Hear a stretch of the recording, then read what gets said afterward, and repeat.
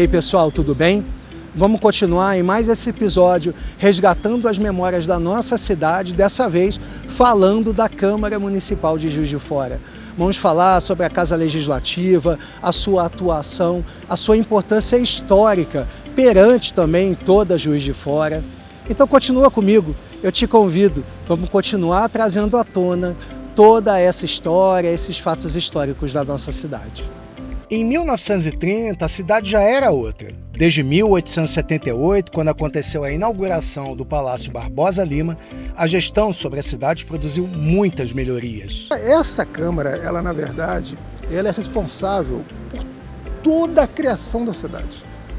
Ela constrói o Parque Alfit, ela faz os primeiros abastecimentos de água, ela constrói a Biblioteca Municipal, a Câmara urbaniza a Avenida Rio Branco, a Câmara cria as posturas municipais, cria os impostos, tudo é a Câmara Municipal.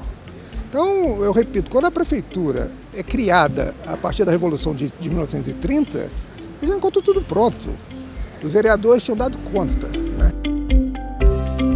É interessante saber algumas curiosidades da época e também ver como funcionava a atuação dos vereadores, a sua relação com os seus eleitores e trazer para os dias atuais. Tinham 2 padres na primeira Câmara. 2 padres são vereadores da primeira Câmara Municipal. É um negócio assim que você começa a tentar ver todos os segmentos da sociedade eram representados na vereança. Uma outra coisa interessantíssima é que os vereadores eram eleitos pelos seus locais, pelos seus distritos. Então, Bitiguaia, que era um distrito de Juiz de Fora, ele tinha o seu representante, eles elegiam aquele representante. Benfica tinha o seu representante, eu uso muito a figura do Inácio Alfit, que foi o vereador, ficou mais de 30 anos, com um mandato mais longo assim. Era o cara fiel ao bairro, fiel ao seu torrão, né? E os eleitores também eram fiéis a ele. Então falaram, nós estamos bem representados. Agora, esse papel de receber essas demandas do cidadão, ele é muito intenso, ele é muito forte. Por quê? Vai ao encontro do que eu disse, que é fácil o cidadão chegar no vereador e conversar, né? O vereador mora lá no bairro, quem mora naquele bairro tem acesso àquele vereador, mesmo quem não tem, vereador anda pelas ruas da cidade, ele recebe diariamente. Acaba que com isso o cidadão vê em nós vereadores o executivo. Eles nos veem como executivo. Ele pede uma demanda de um asfaltamento, de um saneamento, de uma operação tapa-buraco e traz até nós. A gente consegue levar o executivo e atendido, ele passa a entender que nós executamos essa obra. Não, a gente não executa a obra, mas nós somos esse canal de ligação da população com o executivo. Vamos resgatar mais um pouquinho da memória lá do início da história da Câmara e falar sobre o pioneirismo de Juiz de Fora sobre tantas coisas?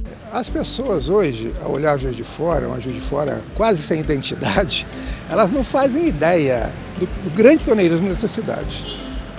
A Câmara Municipal, ela tinha um pensamento muito progressista, muito desenvolvimentista.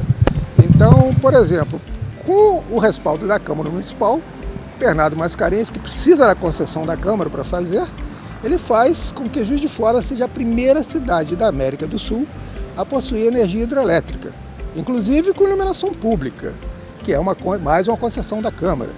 A Câmara Municipal, ela concede a Felix Schmidt, também no final do século XIX, no terceiro quarto do século XIX, autorização para criar o primeiro transporte público do Estado, que é o serviço de bonde puxado a burro ainda, concessão da Câmara Municipal.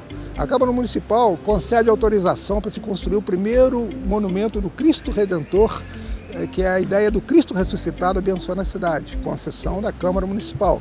Teve mais, gente. A Câmara ainda apoiou a criação da primeira Associação Comercial de Minas Gerais, a primeira estação telefônica do Estado. E hoje, temos ainda influência sobre o restante do país? É interessante a população de Juiz de Fora lembrar que a Câmara já foi, inclusive, protagonista na construção de leis exemplares para o restante do Brasil. A Lei Rosa, por exemplo, é uma lei que foi imitada por outros municípios, né? Ou seja, que Juiz de Fora foi protagonista em discutir, legislar e produzir uma lei que criminaliza atos de homofobia E isso serviu de exemplo Brasil afora, né? Para uma sociedade mais justa, mais inclusiva, mais democrática. É interessante ver isso, né? Como que às vezes um município trabalha, né, pensando nos seus problemas, mas que também serve de exemplo para outros municípios no Brasil. Em alguns momentos da história, a democracia foi atacada e, consequentemente, a Câmara também. Mesmo assim, o entorno da Casa Legislativa nunca deixou de ser local de luta e reivindicação da população. Quando do golpe de 1964, 4 vereadores da Câmara Municipal foram cassados, né? De forma abrupta, de forma violenta. Você cassar o mandato de um parlamentar que foi dado a ele pela população, pelo povo, isso é muito violento. E isso aconteceu aqui em 1964, assim como 20 anos depois, na década de 80, no movimento das diretas já, a Câmara teve participação importante. Os movimentos se concentravam aqui na escadaria da Câmara e a Câmara participava desses movimentos. Depois, a Câmara Municipal restituiu o mandato desses parlamentares. E então a gente tem sempre aqui na Câmara como reverbera aqui os temas comuns e necessários, preciosos à população, reverbera também os temas de grande impacto político e histórico. A gente tem que imaginar que o legislativo como caixa de ressonância da sociedade, é sempre para lá que a população corre quando há um problema, né? Ou seja, se a gente imaginar como que as escadarias aqui da Câmara de Juiz de Fora, como que aqui o Parque Alfred, é sempre aqui que as coisas acontecem. Quando há manifestações de toda sorte, sejam questões classistas, de reivindicação sobre reajustes salariais, quando há reivindicações sobre ajuste de passagem, é para cá que a população corre, né? Então o fato de que são nessas escadarias, que é na frente da Câmara, que a população escolhe como um local de concentração para manifestações de diferentes pautas, eu acho que fala muito também do lugar dela no imaginário da população, né?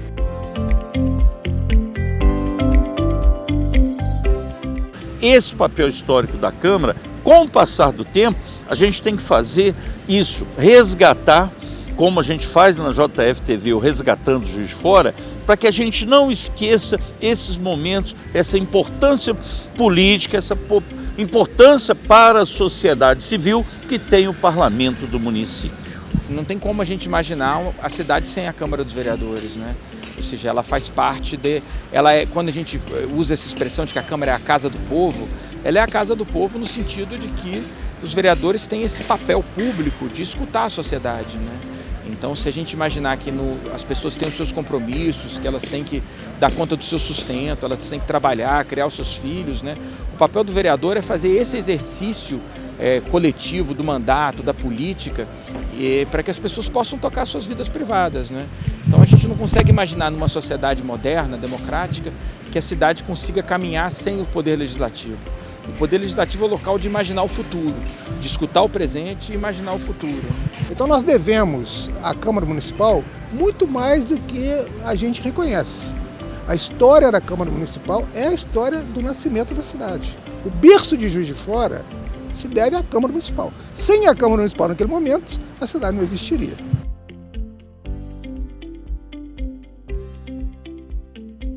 Pessoal, o Resgatando Juiz de Fora dessa temporada foram 2 episódios para mostrar para vocês que a Câmara Municipal de Juiz de Fora tem uma história que se confunde com a própria história da cidade.